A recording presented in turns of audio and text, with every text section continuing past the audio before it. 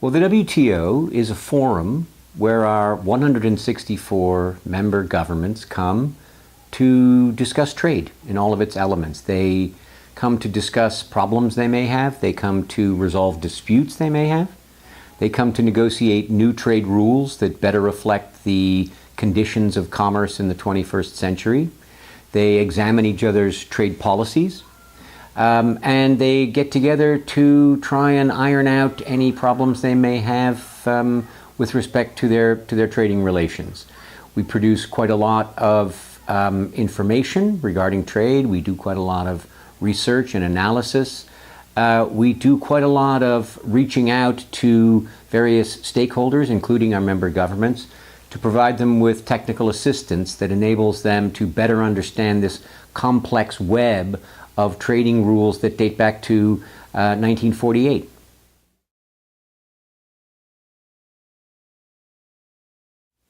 Well, we have a very big ministerial meeting, a conference in Buenos Aires from the 10th to the 13th of December.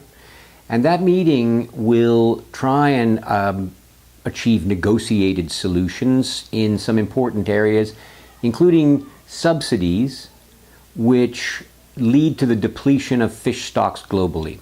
Some kinds of fishing would not be sustainable without these subsidies, and the idea is to carry out the pledge that governments made at the United Nations as part of the Sustainable Development Goals to eliminate some kinds of subsidies, illegal subsidies, and to try and discipline others that may lead to overfishing. We will hope as well that we can get an agreement that would result in making it easier for governments to provide subsidies to their farmers to grow crops that can be used to provide food for poor consumers. We hope as well that this will be a meeting that will really lend greater clarity to our future agenda. There are a range of issues that are under discussion now, including how to help smaller companies to prosper in international trade, how to make trade more inclusive. We are looking as well at ways in which electronic commerce, those discussions might be advanced here. And some countries are very keen to see a discussion maturing on investment facilitation, how it would be you could make it easier to invest in developing countries. Those negotiations, or those are not yet negotiations, but those discussions may progress to a more in-depth level, perhaps to negotiations, perhaps to greater detail in terms of the discussion. It's not yet clear, but these will be things that we'll be taking up in the months to come.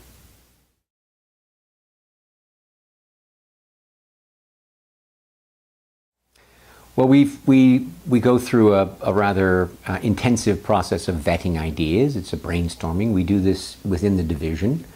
We have quite lengthy discussions about what are the topics that are relevant. And then we go to the Director General and bounce some of our ideas off him, and ultimately he decides. I mean, this annual forum we have is so important that it's the DG himself who will make a lot of the critical decisions. So this year, we thought we needed to talk about trade in a slightly different way, because more and more these days people are talking about trade. And too often these discussions, these conversations are based on misinformation or myth. And that we thought it was important to get behind some of the blaring headlines that may put people off, that may lead people to come to conclusions that are really not based on the reality. So we wanted to look, for example, at the notion that somehow trade is responsible for people losing jobs. And the answer that we have come to is that, well, yes, trade is responsible for some people losing jobs, but trade is also responsible in the broadest picture for creating more jobs than would be lost. What we found as well is that technology, whether it's robotics, whether it's automation, whether it's new production techniques, new practices, is responsible for about 4 out of every 5 jobs in manufacturing that have been lost. And that's a very important distinction to make, because if people realize that in fact trade leads to jobs being created, that trade leads to overall welfare gains for a society, for a country, then this is something that people would then take into account when they try to come up with solutions to help people who've been hurt, whether it's been by technology or by trade. Well, Cambridge has expertise that we don't have. We're not book publishers, book marketers.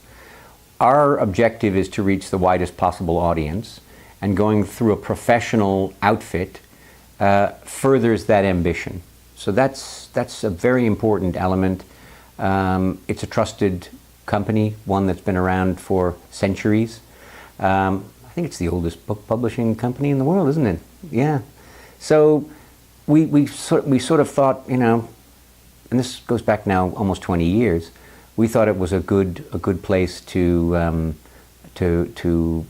us to engage, and a good partner for us to have. Well, I work for the World Trade Organization, so it means quite a lot to me personally, and on many different levels. But what it means to me really is that trade brings people together. There's quite a lot of talk about how trade can be divisive, and it can be divisive.